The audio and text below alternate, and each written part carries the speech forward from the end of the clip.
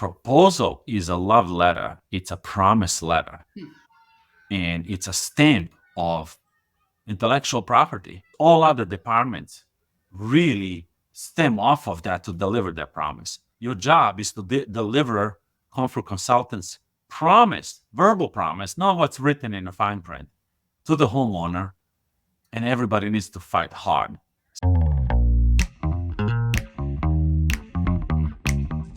Welcome to the Heat Pump Podcast.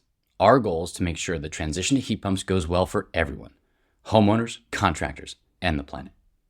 We cover all topics related to heat pumps, the science, the technology, the business, and the policy. Today, we interview Ilija Crnobrnja, co-founder of SumZero, a heat pump-focused installer in Massachusetts. Ilija shares his remarkable journey from an exchange student who barely spoke English to being co-founder of a $9 million heat pump company today. As you'll see, Ilija is passionate about his business. He explains how the core concepts of building science and a love for serving customers combined to drive him to refinance his home, take on massive risk, and co-found SumZero with his partner David. He also digs into some fun topics like why heat pumps are the future, his impressive approach to training his team, how employee compensation needs to be reworked in the HVAC industry, and what it means for a proposal to be a love letter between an HVAC company and a customer. Enjoy the show. Welcome to the Heat Pump Podcast. I'm Ed Smith, and my guest today is Ilija. Ilija, do me a favor. You pronounce your last name for me. I thought you were going to attempt to do it. Give it a shot. No, don't do it. Yeah. It's pronounced Crnobrnja. Thank you. It's a last name from the mountains of Croatia. Beautiful country. Yeah. Yes. Yeah. Actually, Serbian. So it was a small Serbian enclave that lived in Croatia. So my family came from there. I was born in Germany, by the way. I knew you were a citizen of the world. Yeah, I am. Yeah. Welcome. Thank you for being here. I want to get into your backstory, but before we do that, tell us a little bit about SumZero. We're currently at $9 million in revenue, about 380 jobs that we did last year. Oh, Primarily heat pumps, I would say. 90% of these jobs were heat pumps. They are designed and built and maintained model. In this way, we're unique. Yeah. Mostly whole home applications, mostly new installations. So we will come and really rethink the entire home design and work sometimes with existing stuff, but mostly taking those boiler homes and installing fully ducted, ductless or mixed applications for the homes. yep. So we did this with 30 employees, about 6 trucks, 3 installation trucks with 3 members installing it per truck. Mm-hmm. And then we have a 3rd service truck. That team is there just for maintenance and supporting our customers. I'm proud of the fact that we have a quickest turnaround in helping our clients when issues arise. So I would like to get into the story of SumZero. And it wasn't necessarily a straight shot to where SumZero is today, but no entrepreneurial journey is. So would love to hear about how you got to where you are today. Yeah, I met David, my business partner, at a previous job. We started SumZero together. We were brothers from the same church. I came as an exchange student. I was going to Cambridge. I was economist in agriculture. There I was waiting tables to get myself through the school. And while I was in a restaurant, I actually married my wife and started having children. I said, I have to rethink this career. And then I wound up in the HVAC on and off since 2011. So I've done really any kind of job besides actually being a technician or installer. I was leading a service department and being CSR and a lead coordinator and then in charge of finances and payroll. Oh, wow. Those experiences served me later on, which I didn't know any of that. I was pretty much just trying to survive in a country that's strange to me, learning language, and I was exposed to all this that was new to me. But being faithful and to God who put me in a relationship with David later on, at the moment I met him, I was like, oh, this kid is a potential, because he was hired to be a salesperson and he excelled within 6-7 months. He was the best. And we would start working together. I was actually backing him. I was a lead coordinator. I was setting up leads and he was on the field and we were just crushing. It was fantastic to watch. One thing that struck me the first time I met you, passion for HVAC. Like you're so into the tech and the design and doing right by the homeowner. It's interesting you just landed in it. Like where did that deep passion Fort come from? I'm going to butcher his last name. He doesn't even know this. His name is Eric Holman, I think. It was one of the Lennox trainings in Florida. He started talking about home as a system and HVAC just being an engine of the home. He was demonstrating removing outlet cover and like how air moves through the cavity in the bay of the wall. If the top plate electricians didn't really, they make always bigger holes for them so they can pass the wires. So now we have in exchange the attic really with the conditioned space. And he was talking about customer experience. I'm passionate about people. He was talking how we should step up and serve people differently. That resonated with me and how I see the world. At the same time, we were pushing Mitsubishi. I was coming off of one of the Mitsubishi seminars, and that was a 3,000 square foot house done with 18,000 BTU single wall unit. And I said, oh my gosh, that's a first appearance of low load homes. So combining of these two things, I remember like knocking David's knees while Eric was talking. And then really the love for building science came first, minimizing the load of the home. And then heat pump was just a natural response to that. Why? Because we had all this 60, 80, 100,000 BTU gas furnaces in the attic that were short cycling constantly. Because why we needed that? We needed 80,000 BTU so the cabinet can fit a 4-ton coil so we can have an appropriate amount of cooling for the second floor. But inevitably, we enlarged the size of the furnace. So furnace was short cycling constantly. And I said, wait a minute, it's just, first of all, we don't need it. So I started replacing all attic furnaces for heat pumps. I was like initially swapping ducted heat pumps for furnaces. Yes. We still need a little support in the basement. That's SumZero's belief. So we will always bring either electric backup if we change the furnace. But that's the low load homes, a series of heat pumps. We mash them two together and they make so much sense for me. I believe heat pumps are it. I don't think next 50 years, nothing will change. Yeah. It's simple. So this is the future for you. Air source heat pump is the future. We can have ground source heat pump talk. We can have all this. When you take the all aspects of heat pump production and installation, I'm optimistic and excited. I think we're next 50 years to enjoy this business and convert people's homes. And that's what I'm excited about. That's awesome. I always say heat pump cannot kill you. That's my first thing. I don't need carbon monoxide detector. Yeah. There's a freeing moment there. Yeah. I lead with that, with safety and simplicity and really non-necessary maintenance. Yeah. I lead towards that rather than efficiency. I love that. Yeah. So you're at this other company, you're moving up, you're going to trainings, your love for building science and the heat pump tech is being ignited. What leads you to leave what seems like a successful career path at another company to start SumZero? And what did SumZero look like right when you started it? Really what had happened, spiritually, I was already gone. The place couldn't hold me there. As we left, I spoke with the owner, whom I respect a lot. He's actually also brother from my church. It is emotionally twisting because I never thought I'm going to leave. I was actually building this as my own. But I said, this is going to be good for you and me. Just the way I was wired, and David especially, he was really young at that point, but it's almost like a couple of guys and entrepreneurs that are destined to do something on their own and you can't easily tame. Yeah. What an articulation of the entrepreneurial spirit. You grew beyond it and you had to create your own thing. I listened to Tommy Mello a lot from Day One Garage, and he said there's 4% of us, like these crazy maniacs. For me, it's not financial. It's more to exercise this thing that I have in me, put out in the world that may serve other people. Later, I'm going to learn it's really hard. I have so much respect for every business owner, especially HVAC business owner, because it's hard. Yeah. People are going to see that creativity and desire to make and problem solve throughout your SumZero journey, as we talk about a few things. But so when you guys leave and you plant your flag, what were you offering people at first? And was it you and David, just the two of you? Just two of us. We were on the street. With no plan. We just knew that we liked each other, respected and honored. And we knew that the survival mode is up, right? We need to survive. So we agreed that let's refinance the houses that we have. Oh my gosh. Yeah. Both of us. You both, wow. And that's Yep. how you funded SumZero to start.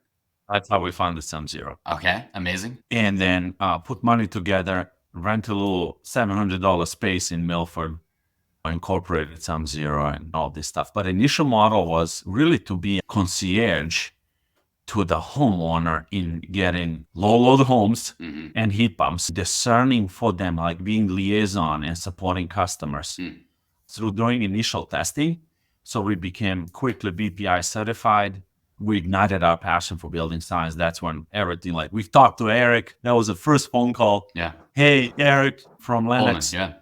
Holman, we talked to him and said, hey, this is what we're doing. And that's great. And we told him you inspired us and we're going to be doing building science. And signed up for a course with Joe Sturbrick, went to his farmhouse. That was probably the moment of our lives. That was architects from Rochester, New York, like multi apartment buildings they're building and from all over the United States. And somehow in each break, they were all surrounded around David and I. And we felt that really nobody understood HVAC. They had so much desires and green architects, and they were really trying to understand the HVAC, but they couldn't. So we started explaining concepts and really tuning in HVAC once you develop a heat load or manual J. Yeah. How to really tune in. And there's a lot dynamics between efficiency of the system, but also the velocity and the capacity time, the temperature rise, the much smaller temperature rise, and your recovery is slower. And then you're leaving people cold because they used to their gas furnace 50 to 70 degree temperature rise. They come home within 10 minutes, they bring up 5, 6, 7 degrees. Heat pump doesn't work like that. Right. So there were all these conversations, and really, we were just, adrenaline was up. We were passionate. Yeah.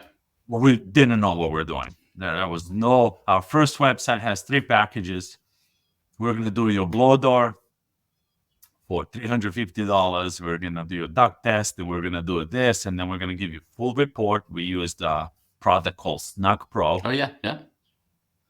Also, we got personal coach. I want to give him a plug-in, one of the best people in the country. Corbett Lunsford. He is the best. Yeah. He's the best. So we were one-on-one every week with him. I signed up for his courses. And that was the beginning of this passion for learning. I don't know if we ever talked about this, Ilija, but Ampli started the same place SumZero did. Oh, wow. We were doing, for homeowners, like complete low load electrification. Yeah. We did that for a year. It's interesting how we both started in the same spot, but got to different places. Yeah.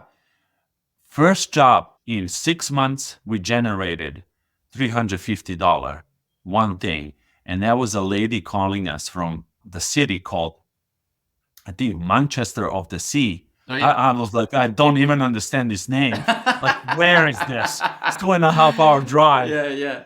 That was the only revenue we had. And then in June of that year, 6 months, $350.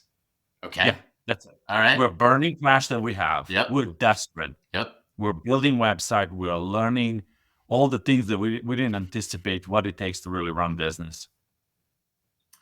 In it, I sent a group message through LinkedIn to my old friend. He's my now director of IT. And like, hey, man, did I tell you I started the business? He's like, you? I was like, yeah. He joined in. He's a software engineer, developer, manager, working from home, sustaining himself for the last 20 years. Yeah. And the crazy guy decides to join the 2 crazy guys, young kids. Wow. And that's Marcelo. Yeah, I was going to say, Marcelo's awesome. He's with us, and he really changed our company. Wow. So I didn't realize he joined that early. He joined 2020. Wow. He came into maybe do a website or something small. Yeah. And he saw our passion, and now he's with us full time. All right, so it's the 3 of you. You had $350 to show for 6 months. What happens then? From David's father's church, congregate WhatsApps David and said, hey, do you still do heating and cooling? And we looked at each other. We're like, yeah. That's it. That was the beginning. We take the job. Who's going to install it now? Yeah. Like we have no licenses, no nothing, no. And then we went on the marketplace, this bunch of little smaller HVAC companies. Yeah. Talked to a friend, hey, can you subcontract job for us? And he said, sure. He did one, and then phone calls start coming in, and we did another one, and a third one, and a fourth one. And we closed 2020 with $700,000. And we're like, we never saw this much money in our lives, Yeah. So it's like in 7 months. And then he's saying that's beginning of 2020. You guys are giving me more jobs than I can actually produce. I hate selling. I'm like, I don't want to do this. So that they joined us. Meanwhile, Paul started with us. The man. David joined BNI, and he said, there's this young kid who looks like he's going to leave BNI, and he's doing mold remediation at that time, and it's not really working for him. He said, I think we should grab him.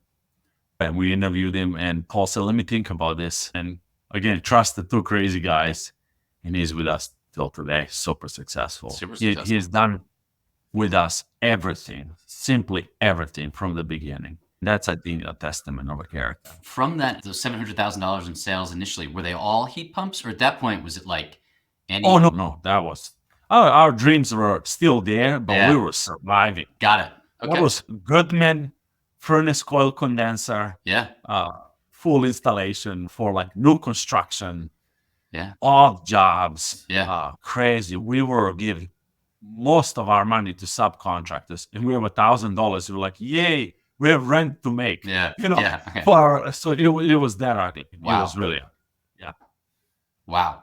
All right. So how do you get from there to now the like heat pump focused company you are today? It's always the relationships that kind of pushed us up and how we treat people. So much so that territory manager comes to sell us train, and we develop this friendship, like close friends that I would consider like you and I. And he takes his own time and spends hours and hours to teach us how to price. Yeah. And folks from Mitsubishi really believed in us. Really, the reputation and being respectful and being well with others. People push you. This is how it is. And our crazy desire to survive. Yeah. I can't really recall all the moments, but honestly, like initially, I don't remember how we used to get the jobs. But 2020, we went to 2.3 million, I think. It was crazy. It was a crew and a half. There wasn't even a second crew. Wow. Speed in which we were doing jobs and really quality control, and us really wanted everything look good, but we had almost this brotherhood relationship that being the boss wasn't even developed yet. You didn't even earn your trust with your people.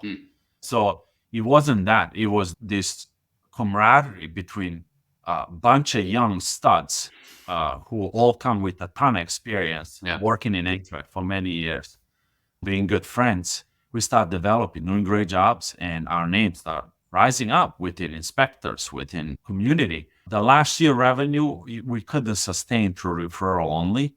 So that's really the good public reputation and all that. But 2020, 2021, most of our jobs, there is no marketing involved, came from people referring to their friends and family. That's amazing. That's my badge of honor. If you say the brand is reputation, and my reputation is that my customer love me, I think that's how you should bootstrap the business. 100%.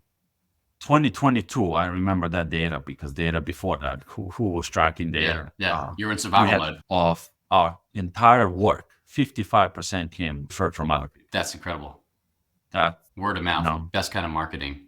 One of the places your commitment to your people comes through is in your training area. I think your training area is something that most people wish they had. Would you describe what it is, what it looks like, what's in there, how you use it, and then why you built it?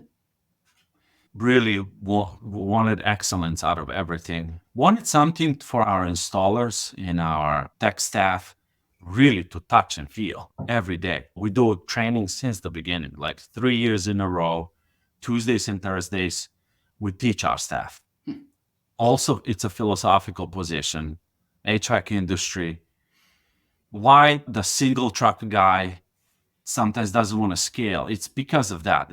He will transfer knowledge and then people will leave. And there's that fear that's always says, oh man, I'm going to just stay myself. I want to give you everything that I know. If I lose you, then it's my fault. There's something else I didn't do to keep you. I actually believe that everything that I know and everything that I was able to excel as the leader in the office really sits on top of installers on the field. They protected me so I can be in my office and I can be a thinker and I can develop better processes and buy back my time. I actually owe this to them. I also owe them to teaching, to put them in an environment they're going to learn, and all for the love of customer. Would you actually describe your training area? Our facility is about 10,000 square feet. And then there's one room, maybe 1,000 square feet, that we decided to make a mock-up house, create lines of penetration, demonstrate the fittings that go in for two reasons. One, so we create a SOP on how the systems should look like. And the second reason is there was a influx of customer coming to our facility from like last 2 years, and they wanted to touch and feel. And I like to introduce. It's an expensive project. And I said, let me make it a little better for customers when they come and really make the thing out of it. And the third thing, we said, I'm going to really niche down what we do in terms of branding, what brands do we use, and also what applications do we use. So we took 6 applications. We solved every house's problem with 6 applications. And then we literally installed them right there. You can troubleshoot them. You can pick them apart. You can put them together. You can do whatever you want. Yeah. It's right there. I love that. So you narrow down your applications, get enough that it covers the wide range of homes, and then your guys can be deep experts on those new applications, and they just do them exceptionally well every time. Yes. I love that. That's great. Makes a ton of sense. Now, everyone I know in this industry talks about the difficulty of pricing and how the success or failure of a job starts as soon as that comfort engineer is in the home. Like they either price it and set it up the right way or they don't. And that it's going to land all the way through on your P&L at the end of the year. Tell us about the problems you were experiencing and the solution you built to solve it. The reason I'm laughing, because last time we met in my office, I said, Ed, I have a list of problems that we can be talking about. I'm a problem guy. I like the last quote of Elon Musk when he said, we can't be just existing to solve problems every single day. We need to inspire for something that's greater ahead of us. But pricing model, it's almost a never-ending battle. I used to be in sales. I would see 4 or 5 clients during the day, and then I will stay till midnight doing quotes from home. So it came from pain, and I didn't want this for my salespeople. So it all comes from that. It's like my innate motives are beneath that for them to be more productive and efficient. And on the other side, very strong motive was, I think it's rude to take customers' time, an hour and a half of their time, and then you said, I'll send you a quote. And then 7 days later, you send the quote. That's not a customer experience. On the back end of that, proposal is a love letter. It's a promise letter. And it's a stamp of intellectual property. When Paul goes out and design, which he's brought up and taught out by David and I, this is it. It's very few people that's going to come up with a solution for the house like we did. And that should be your promise letter, and it should be protected. That letter is why I say promise, because all other departments really stem off of that to deliver that promise. That's how literally when we teach leadership, that's it. Your job is to deliver comfort consultants promise, verbal promise, not what's written in a fine print, to the homeowner, and everybody needs to fight hard. That's poetic. That is the most poetic thing I've ever heard anyone say about a heat pump quote. But I love it because it should be that way. That's incredibly well said. Yeah. So what did you build in-house with Marcelo to solve this, to deliver on that love letter? So it came from me yapping around the office and Marcelo coming from that space. He said, I can assist you with this. With the developers and friendships he has in Europe, we started developing this. We internally call it calculator. It has no official name, but it's a utility, it's a tool for our salespeople. Really, we created a simple database loaded with common parts that we use. And then we made sub kits and created master kits with sliding scale on the commission side with that. And it was never really completed. We're still working on it, but it's still useful. It's used in the field. And being a software company, Ilija, software is never done, right? Yeah. I didn't know none of this stuff, and we embarked into this. My vision is still there. It's going to work on the back end. Why is the promised ladder? Because once it helps the accounting a lot and helps procurement a lot. Because once this is produced on the back end through API, we can send information to our back office. Now we have a lead coordinator, which is a client success care, that she will prep the packet for the installers, and then we'll go to a walkthrough. So the manager will go a walkthrough, and then it goes to procurement. All that information digitally gets transmitted without talking back to procurement, and then he can actually buy this. Why I'm saying it's a promised letter, because the proposal needs to be accurate, because there's data there. It's not the words, it's actually data. Then we actually spill back. So it helped a lot, even though it didn't help in a proposal presenting way we would like. It helped really streamline the processes. And then we have a sales manager who all his data for every calculation was done there. Then we have a finance manager who says, okay, this was estimated and this is actual on the job costing side. And then we can see discrepancies, and then we can penalize the salespeople, or we can give them a carrot. So it's super useful. And I'm looking to develop this into something way bigger that's useful for HVAC business owners, because it's all there. More on the side of controlling and leadership and incentive, as well as proposal being the thing. So the goal is really give the customer proposal right there within 5 minutes. Give the customer the proposal right there. But then that piece about how the communication to everyone at SumZero, because it is a team effort to deliver on that proposal, how you've automated that so that everybody knows what's happening when, all the way down through to retrospectively looking at a project and saying, did it come out the way we thought it would? So you mentioned incentives in there. And I know incentives in this industry are something that are near and dear to your heart. I don't get the sense that you've cracked this problem yet, but tell us about your view on where you would like incentives to go in the industry, because I think it's just super intriguing.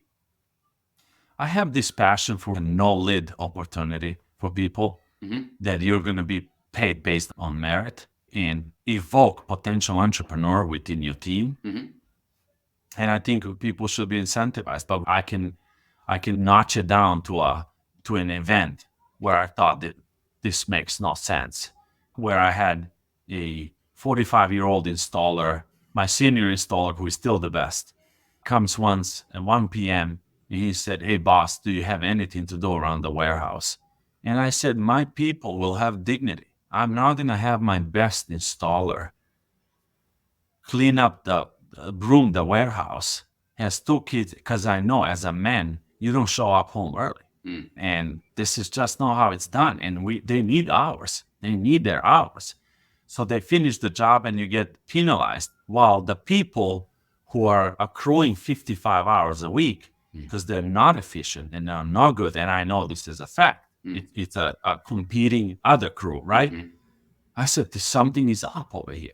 So yes, you can correct that by paying one guy more, but I don't think it's a solution. I believe in a base pay, and then based on merit and efficiency of the team. This particular installer, he's the best leader by far. He organizes his job. He's fast. So the results are there. He was out producing billable hours week by week. If he has 50 billable hours, 10 per day, he would generate 70 per week. Why? Because he was finishing early. We were sliding the jobs back to him. And I said, he gets punished.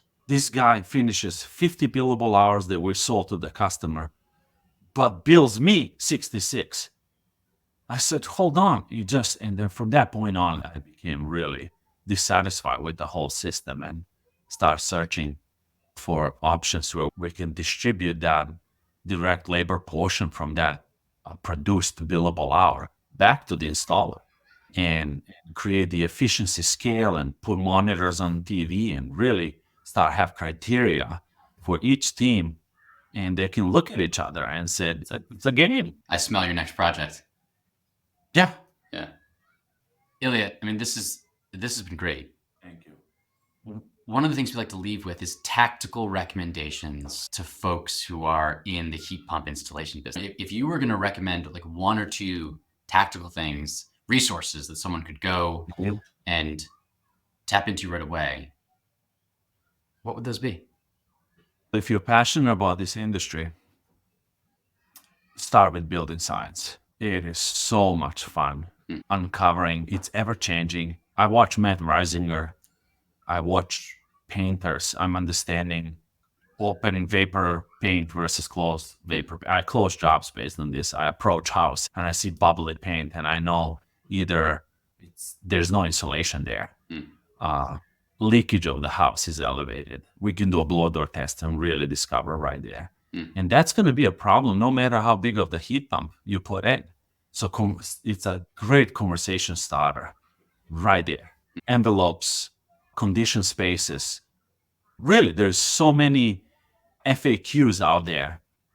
Do we put ducted heat pump in the attic? Do we don't put? What is the really sweaty duct work? If you're a learner, this space is awesome. I'm in love with this, with HVAC, because it challenges us. I'm excited because it's not going anywhere. Yeah. It is the solution, despite all the naysayers. There's always an argument on both sides. And it's just going to give our industry bread to eat and employment and jobs. And I think there's room for everybody. I love my competition, and I always say, I love you as long as you're taking care of the customer. When you don't, then I have a problem with you, as you should have a problem with me. Yeah. But if we're all together, so the market is huge. Yeah. Love it. Thanks for listening to the Heat Pump Podcast. It is a production of Amply Energy. And just a reminder that the opinions voiced were those of our guests or us, depending on who was talking. If you like what you've heard and haven't subscribed, please subscribe in your favorite podcast platform. We'd love to hear from you, so feel free to reach out. You can reach us once again at hello@amply.energy. No.com, just .energy. Thanks a lot.